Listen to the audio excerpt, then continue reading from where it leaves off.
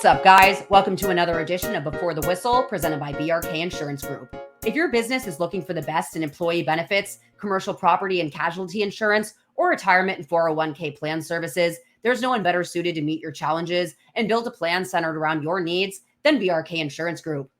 What's up, y'all? Welcome back to Before the Whistle and this new era of Tulane football. Again, I'm your host, Maddy Hudak, and what a opening night for this team under Jon Sumrall and, shall we say it, the successor to Michael Pratt. We will see kind of how this season unfolds, but to not think that Darian has just firmly solidified himself as the quarterback of the future for the Green Wave. I think everyone was blown away going into that game. People that were high on Darian Mensah, myself included, and my guest on today's episode, Sam Lockwood, Wave After Green Wave, who's been beating the Darian Mensah drum probably the longest out about anyone ever since back in April, where we had connected over a pass rush article that we had both done. And then he dropped this very interesting one on the quarterback competition. And I remember reading it and him kind of promoting Darian Mensah based off what he kind of read through camp. And then going and watching his high school highlights were really exciting to watch, particularly his mobility. And I think that you really saw that displayed in a really great way in the season opener, where he's not just going to take the ball and run off with it. You saw him go through all of his reads a lot last night, but he used his legs to extend drives and to get out of pressure, but he can throw on the run. He can throw across his body. It's just the amount of poise and the amount of kind of on the ground improvisation with a live pass rush in your face, which is something you'd never seen before. The fact that 2 weeks ago was the first time he was ever a live quarterback in practice. He never even had a simulated fake pass rush with the whistle blown in practice. And to have all of that on your shoulders, as Jon Sumrall said, it wasn't up to the quarterback to win or lose this game, but that was where all of the conversation has been dominating. And yes, there's been a lot of coach speak this last week. And I've kind of been a part of that, where if you've been going to training camp, the writing's been kind of on the wall for the last week now that Darian was going to get the nod at starter, but I'm not going to be the one to break the news. And I'm glad that they gave that to Fear the Wave Collective, which I recommend, especially with Sam working with Fear the Wave. You guys all subscribe to. I'm going to be doing some really awesome film work there. And I'm really excited to get that going in a few weeks. So just going to kind of promote that now. But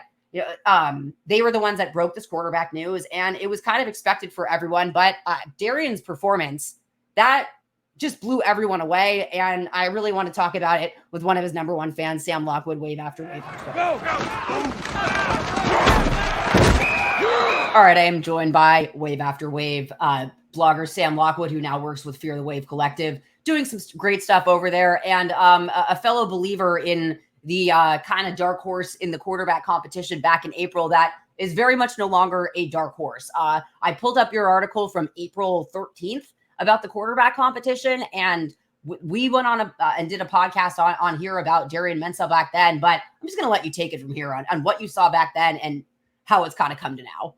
Last night was kind of like Christmas for you and me, right, Maddie? We've been looking forward to this, for a long time, and talking about Darian Mensah on the record and off the record. Like, this might be happening. And then, not a lot of people believed us, and definitely not a lot of people believed me. You have a little bit more clout than I do for, knowing what you're talking about when it comes to the team. But, the more I saw in every article I read, it was like Kai Horton, 50% an interception, Ty Thompson, 50% interception. And then it was Darian Mensah, 6 for 6, 80 yards, touchdown. I was like, this guy seems to be putting up the best stats. So I was really excited about last night, and, having watched him throughout practice rise from like third string in the 2-horse race to like, oh my God, he's getting reps to all the ones. And then I was like, I really hope he can put it on the field, because I wasn't in the majority, I don't think, of people who wanted Mensah as the starter. I think most folks wanted to see Ty, pull away and become the guy.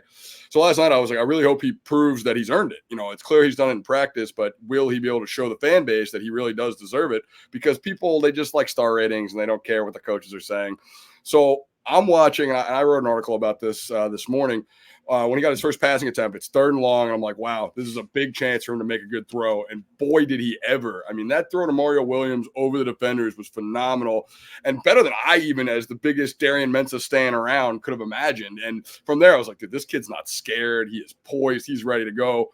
11 plays, 75 yards, touchdown, first drive. And that California cool really just kind of, is emanating off of him because he went out there and just did the damn thing like a 5-year vet. I saw no nerves.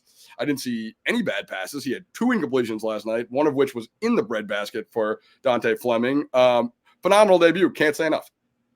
Yeah, I think we were all kind of in the same boat, even the people that really, and for me, I'm at training camp every single day, and I recognize that people aren't. And Tulane's getting there with our coverage, like way more so than it ever has been. But ultimately, we don't have, a bunch of beat writers there like an NFL team that there's, 15 different takes where I think people might be able to kind of get behind it a little more. But, it was kind of just the broadcast crew, Gary Smith, and the TV crews there. But it kind of just felt like, as the weeks went on in training camp, that it was picking up a little bit, but I don't really think anyone could have anticipated. Like you said, I said the same thing where, they set up the run. We can kind of get into that where there's probably a little bit that you'd like to see more out of that in the Kansas State game. But I think going into this matchup, and I'd written a lot about this, about relying on the run game, and people kind of took that as a sign of, do we need to be concerned about quarterback? But the reality is when you have an unknown in the most important position and you have a known guy like Maddy Hudak at running back, it's not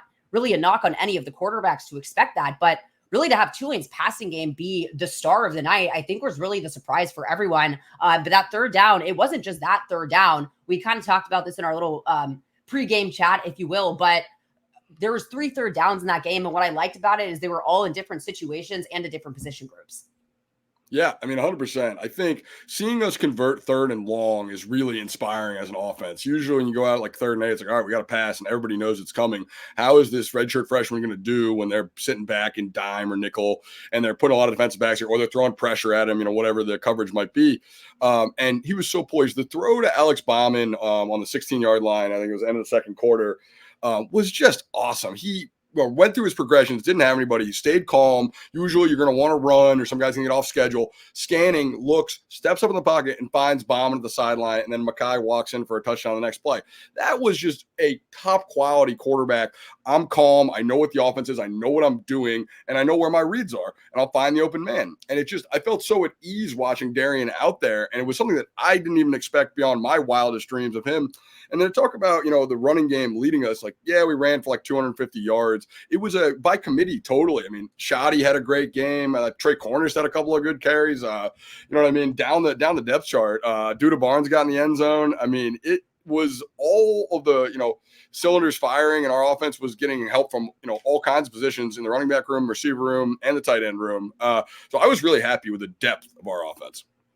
Yeah, I completely agree. And Jamari McClure, too. Jon Sumrall had brought him up a few times. I think he hurdled the entire pile of people on his first run and just kind of kept going down there. And Shawnee Clayton-Johnson, to me, was always a little bit of, for lack of a better term, shy runner. And that first run, he had 4 carries for 48 yards. That's a really productive day for him. And he had a stiff arm that, really kind of started to show, I think, a little grit to him. Maddy Hudak, I think you'd kind of like to see him get going perhaps a little bit more. I think that what I really liked was, the run blocking to me could use a little bit of work, but Darian Mensah, as comfortable as like you said, I think it was a surprise to everyone. And it kind of was cool watching that set in real time and see how the student section really started to kind of get up and get going, and hear, former players like Lawrence Keys on the sideline being kind of blown away by the play of Darian Mensah. I kind of lost where I was going with that in the first place, of feeling comfortable out there.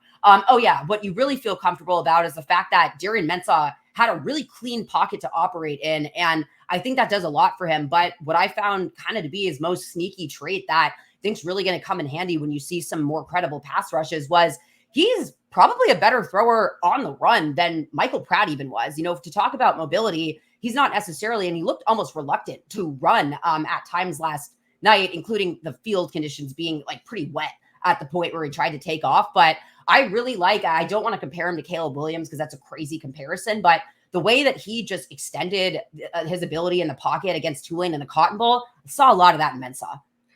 Little bit of baby Caleb Williams there. Is it too early to have that conversation? I don't know. I've been kind of pounding the drum on Mensa for a while, so I think I'm obviously, very high on him. But yeah, I mean, he slid when he needed to. I think it was clear, when we talk about Mike Pratt, going crazy in the South Alabama game and karate kicking somebody, as you and I have talked about. I think Mensa was probably told, like, hey man, we need you to be healthy for the Kansas State game. Like, remember, week 1 last year where Mike was running around like an idiot up by 35 points, and I love Mike, and that's just who he is. But, I think most of the fan base like, hey, Pratt, come on, man. We got Ole Miss next week. We all know how that turned out. So I think there was some of that aspect. I think he will be less of a patient runner going forward. But then it was also nice to see his leadership. First thing I noticed about Mensa that was not a pass or a run was when Ty Thompson got in the end zone, the first guy to celebrate with him was Darian Mensa. Both of them smiling. He ran out to hug him. I love that. Jon Sumrall talked about the guy who wins this competition and the guy who loses this competition and how they're going to be. Mensa seems to exemplify the veteran leadership that you want to see. He is exuding confidence on the field. He's picking his teammates up. When Duda scores, he's dancing with him. When Makai scores, he's dancing with him. When Mario makes a big play, you can feel the energy that they rally around this guy. And I think that's really what they went for. I mean, his physical abilities aside, but the leadership intangibles really seem to be there. 100%. That was something that I really noticed too, and he ran over to Ty Thompson, and a quarterback competition, especially, we kind of talked about rankings, ratings, what have you, and you kind of come in and then get just kind of the show gets stolen by the redshirt freshman, but it really hasn't bred any ill will. If anything else, I thought that Ty Thompson was as rejuvenated by his time out there, and the fact that Tulane has a really interesting, set of quarterbacks now to work with. But what I really liked too in this game was, we talked a little about this as well, but kind of treating it like a preseason game. You saw that a lot on the defensive side of the ball. And that's not to, downplay the opponent. I thought that Southeastern Louisiana had a really creative offense, especially coming out to start. And they did shut down Makai Hughes for, their credit. But I just felt like as the game went on, Tulane really just started to pick up that momentum. But I liked that Jon Sumrall really, we heard him talk about rotating these guys at quarterback. And I don't know how much of that was coach speak and how much of that was, legitimately waiting to see how the game unfolded. Because if Darian went out there and laid an egg, we'd obviously be having a different conversation. We'd likely probably see a different rotation of guys. But to me, that really kind of solidified that we're not really in a competition anymore. He kind of took it and run with it. And it was really cool to see him build a full game. Yeah, look, Darian Mensa is QB1. That is period. A lot of people are still saying, well, they were throwing out decoys. No, that's not what happened. Darian Mensa is a starting quarterback. He's earned it. He played like the starting quarterback. He is the starting quarterback. Ty Thompson is also a part of the offense. And that's something I think a lot of people need to understand, that he is going to have, and everyone's throwing out this Taysom thing, the New Orleans connections. But he's going to run in a lot of packages. And it's not just going to be goal line. I think it's going to be in certain situations to throw the defense and give them a different look. So we got 2 quarterbacks that'll play, but it'll be Darian, getting the majority of the snaps. And unfortunately, I don't think Kai is really a part of the kind of starting playing time conversation anymore. That's what was made clear to me. If I'm wrong about that, I'd be surprised. That's what I saw last night. Going back to the defense, I think it was interesting. We had a little bit more of a bend don't break style than I kind of was hoping for. I wanted to go out and dominate. I wanted Aiden Huntington just like throwing, tackles to the ground and sacking the quarterback. But give Southeastern Louisiana some credit. A lot of misdirection, a lot of quick hitters, one read plays, and they were moving the ball. And the story could have been a lot different, but I think that's what's interesting about this is, like, Tulane's defense definitely didn't play its best game, and we still had a shutout and won by 52 points. So that, if you look at the glass half full, is actually really interesting.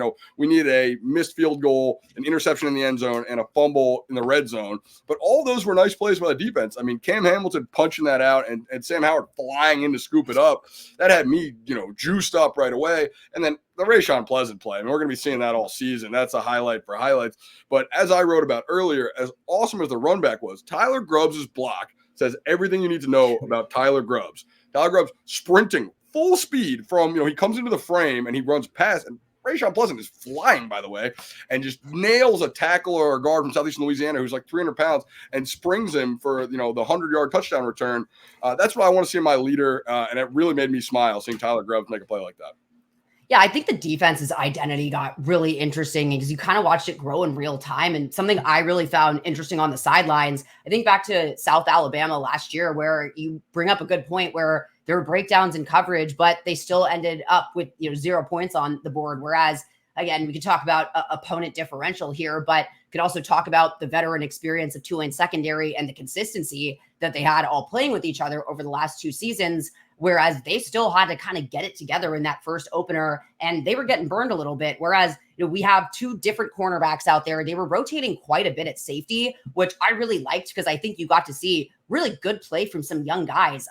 But when you're trying to communicate back there, starting off with Bailey Despaney, who 8 solo tackles, insane. Jalen Geiger out there. I love watching Kevin Adams play. I think he's such a playmaker. Him going out there, Joshua Moore going out there quite a bit. And then Caleb Ransaw, he got a little banged up at Spears. So there was quite a bit of rotation there as well. So trying to all get on the same page in your first game. And I always feel like the tackling's off in the first game. And I noticed the bend don't break quite a bit too. And, Jon Sumrall said that they were going to switch it up a little bit in man coverage. I wonder if they're kind of saving that for next week's game. But the iPads to me have been such a really fascinating thing to just watch. And we can go over that on both sides. But, from the defensive perspective, to be able to see these guys go over these routes in real time and have film that literally just happened on that drive versus trying to draw up on the board, stagnant players.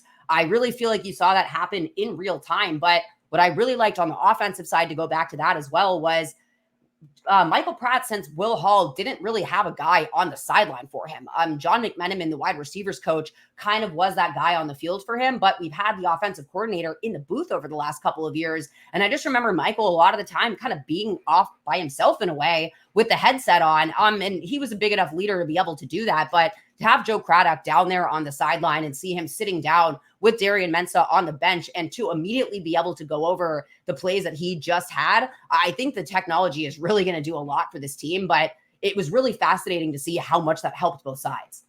Definitely. And I think the evolution is huge for sure. Touch on Craddock and a couple things you said. Touch on Craddock. I really like him being down there with his young quarterback and kind of, giving him confidence and being there with the players. One of the things that stood out to me when I interviewed Mekhi Hughes this week was he said, everyone loves this offense. We collectively, the running backs, the receivers, the quarterbacks, we love this offense. It's going to be explosive. We're going to put points on the board. I'm not saying we're going to be 50 a game every week, but I think there was some concern that we'd be a defense and run the football and kind of a plotting offense. That's not what I saw. I mean, we were taking shots, and that was in probably more of a vanilla version of what we'll see over the next few weeks. I mean, Mensah's got a cannon of an arm. He's throwing the ball 40, 50 yards down the field. And Mario, what a game and what a debut. I mean, I know everybody kind of takes him for granted because he's such a big name, but he went out there and was absolutely excellent yesterday. The catch on third down, which was a catch, the deep ball, 120 yards, and we weren't really throwing the ball vertically too much. Yoel Keith with a nice touchdown. Receivers were great. And then to go back to the defense, Jalen Geiger on the fourth down, really sure tackle at the back.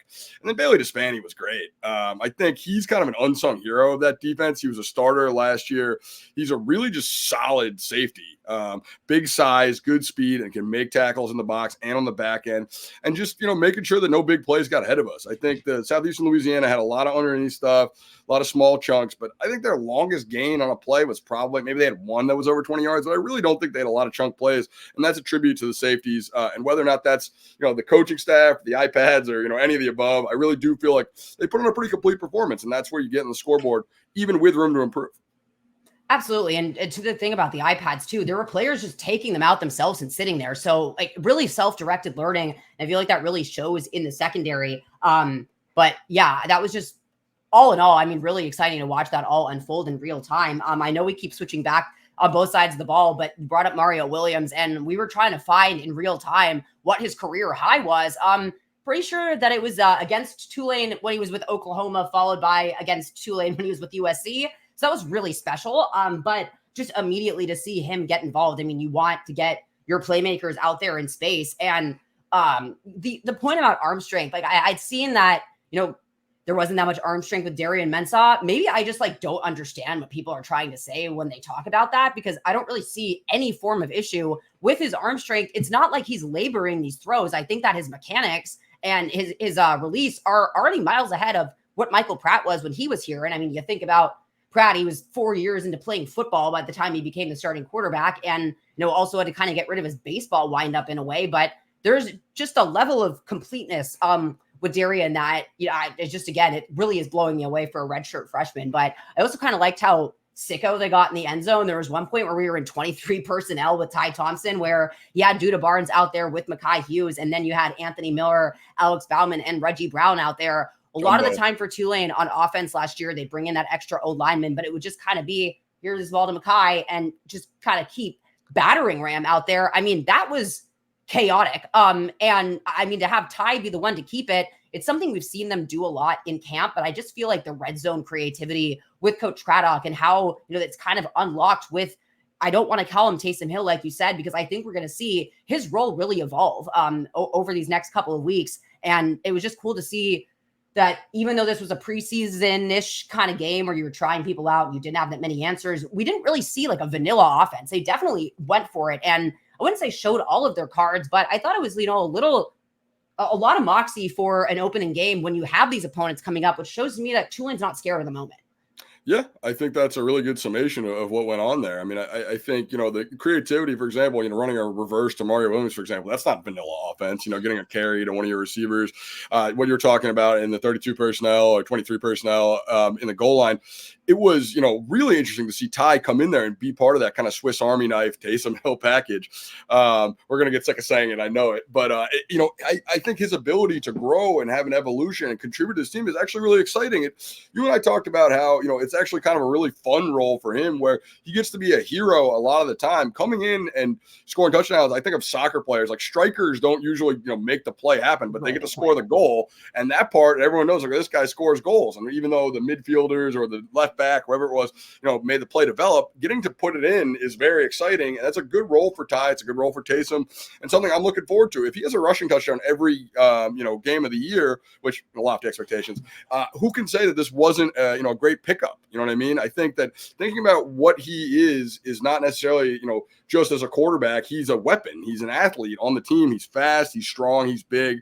And I was excited to see him in the end zone twice. He had the most touchdowns out of anybody on the team. So who's to say that that wasn't a good transfer? I really think, and Darian's crispness and your conversation on arm strength, people, there's a lot of people like to talk about arm strength, and a lot of guys who I think aren't that good at quarterbacks are always touted for their arm strength, and guys who can move the football are touted for not having arm strength.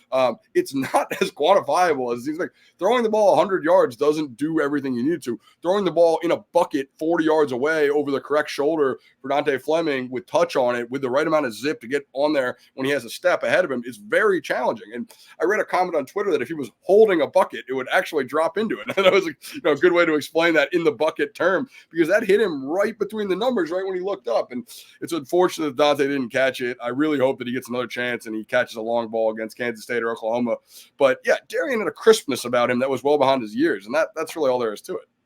Yeah, 100%. And I think that's really been, substantiated in, you posted this on Twitter, kind of blowing my mind that the Kansas State predictor for Tulane went from something like 72% in favor of them, which, as I said, gave me the vibes of Tulane being the tune-up for Kansas State in the Cotton Bowl year. To see that move to pretty much dead even, I thought that Southeastern was a really credible opening opponent. But again, FCS team, Tulane's unranked going into that game. They don't have an answer at quarterback. They were picked third to win in the conference. There were so many kind of question marks about them.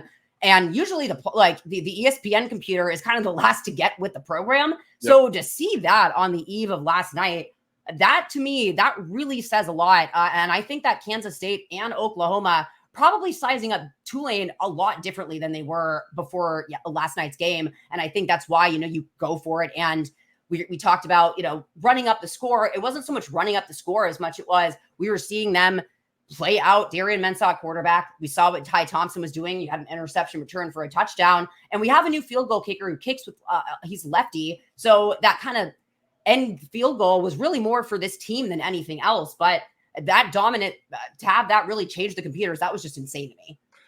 Yeah, I mean, it's exciting. I tweeted it out because I was like, people are taking notice. I think one of the big things that happened, that Rayshon Pleasant highlight went on the ESPN College Football Twitter, which means that, nationally, a lot of people saw it at ESPN and, elsewhere. And I saw a lot of comments, Oklahoma, Kansas State people being like, take note of this Tulane team, not going to be a walk in the park.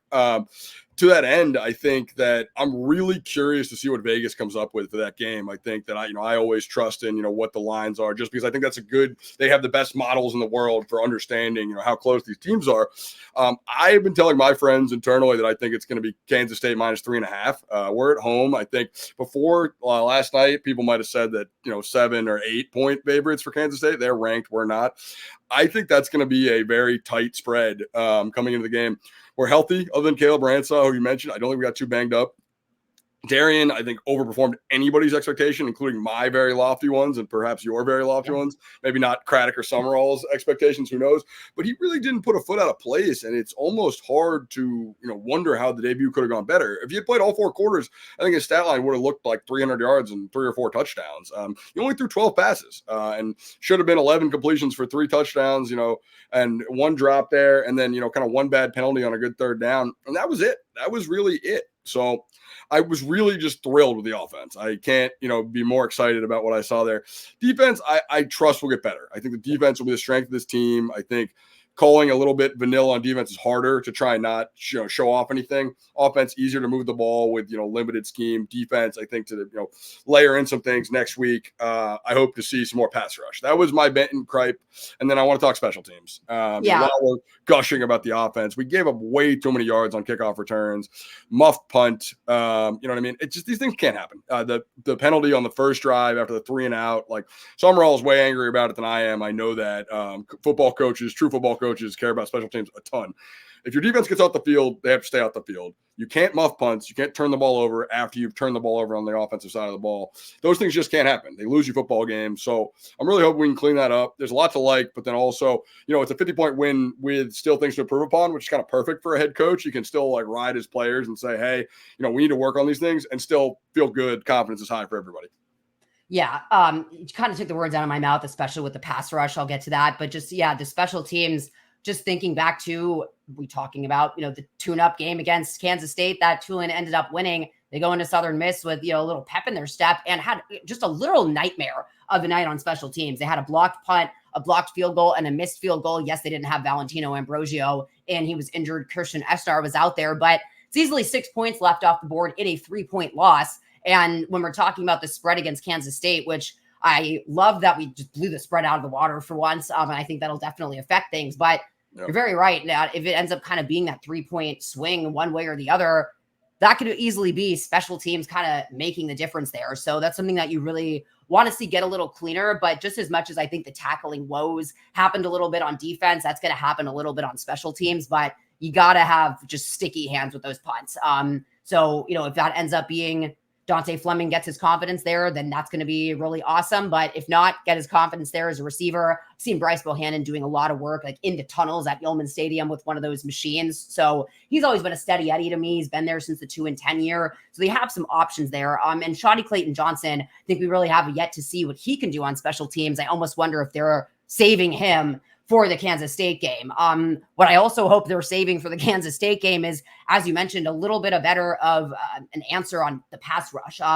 Because I was thinking about this, the way that we both connected in the first place was we had kind of both I had done a podcast and you've written a piece on Tulane's pass rush. And I believe we looked at the bandit roll together. We just weren't sure where those pieces were going to kind of fill out. So, you have Aiden Huntington at defensive end and Patrick Jenkins on that boundary at defensive tackle, Eric Hicks at nose. They're still trying to figure out kind of what the answer is there at bandit. We saw them kind of rotate Terrell Allen, Matthew Fobbs-White, Michael Lunds, and Shaquem Leister, who quite honestly, he was the most productive one out there, got in the quarterback's face every time. He has kind of different responsibilities where he doesn't have to, as much against the run. So you have to have another guy out there, but kind of, what was your evaluation of the bandit role? And did you see any bright spots there?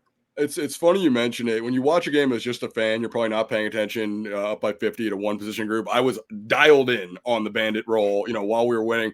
I saw Terrell Allen still out there with the 3s. I saw Angelo with the 4s or whoever it was at the end of the game.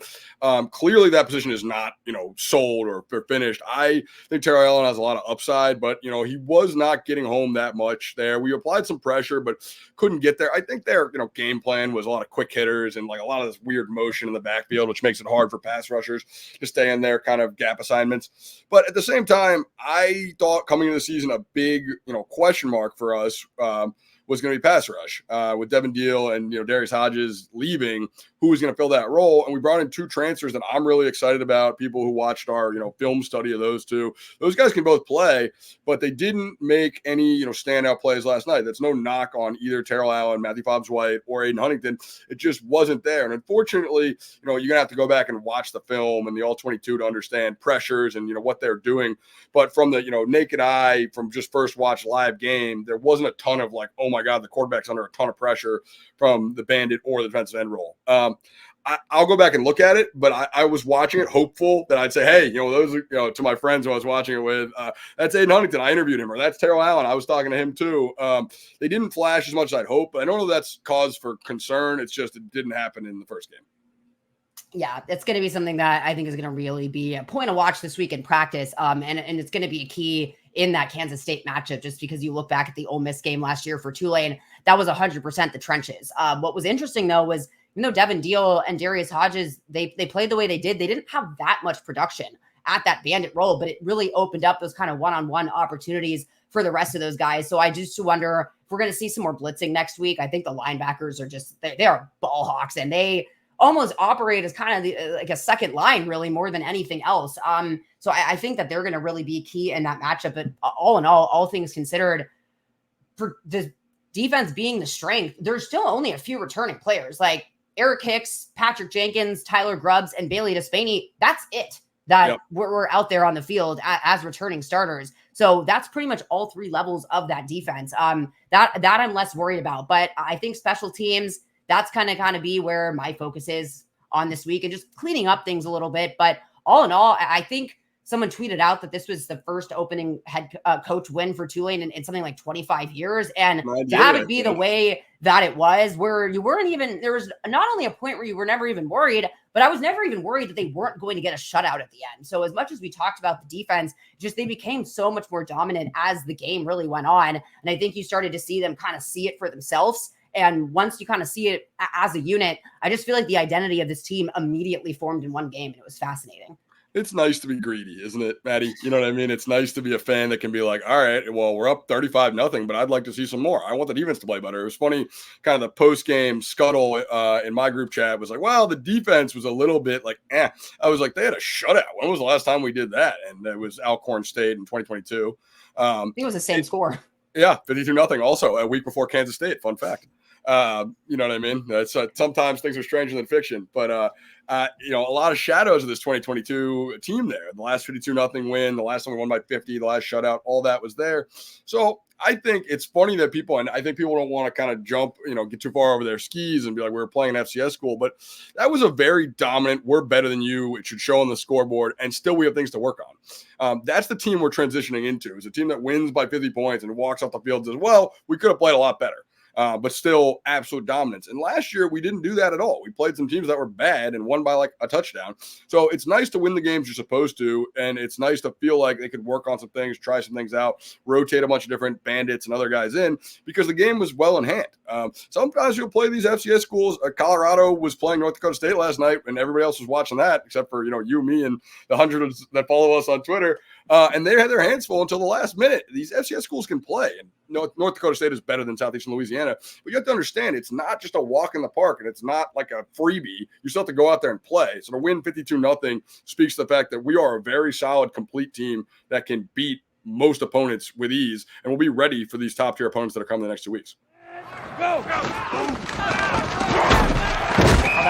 Wave after Green Wave on Twitter, Sam Lockwood, who, as we talked about Darian Mensah back in April, and I really had to have him on this week just because, this was his guy all the way back then when I think pretty much no one in this fan base saw it. And I was kind of, and it's not a knock to the other two guys.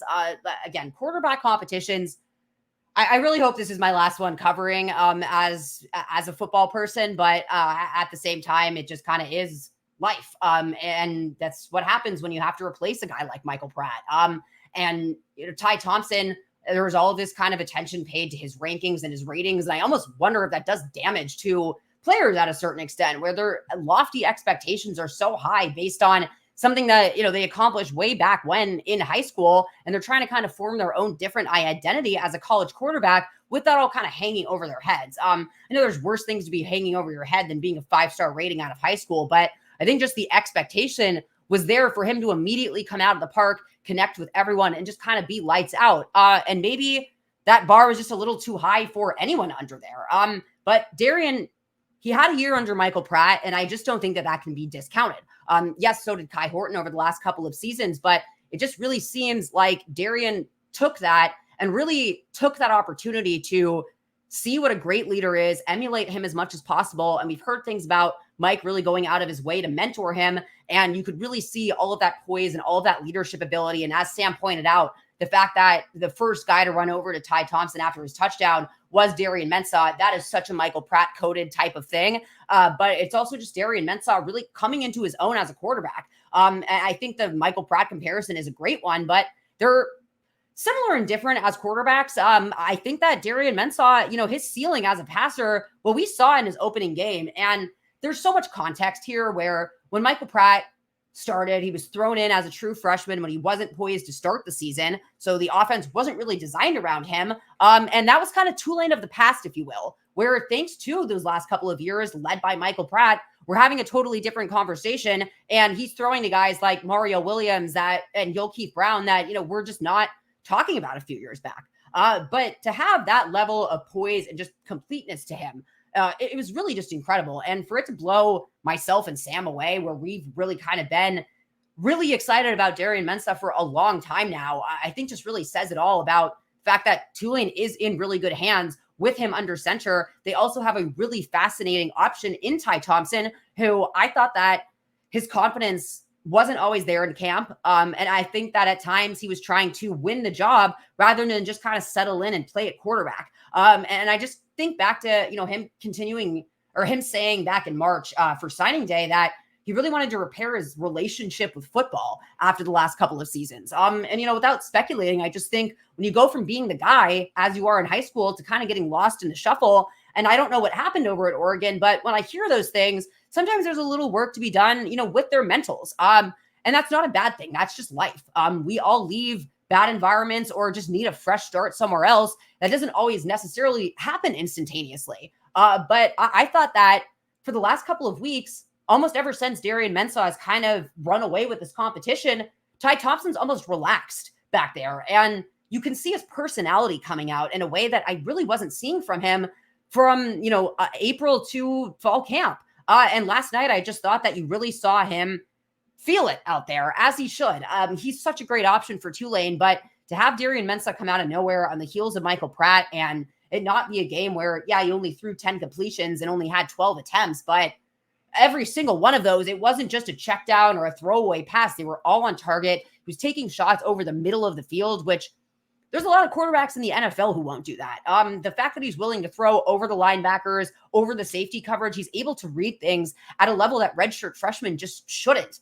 Again, I think that's reflected in this massive change in the line for Kansas State and Tulane, because as dominant as a shutout was on defense, as Sam and I talked about, there's definitely a lot to kind of clean up there. Whereas having a redshirt freshman be your quarterback under a new coach, under a new offensive coordinator, and have them perform the way they did on offense, I think that's really what you're seeing be reflected there. And I think Kansas State is looking at next week's matchup a lot differently. So I'm going to really break down this game a little more in full this next week. I'm still kind of getting through the broadcast, but I want to look at the film of this game, especially for Mensah, but particularly for the defense, for the pass rush, and for the secondary. Just the sideline view is so difficult to really assess sometimes, especially when you're trying to get through the amount of people that were on the sideline, including the players.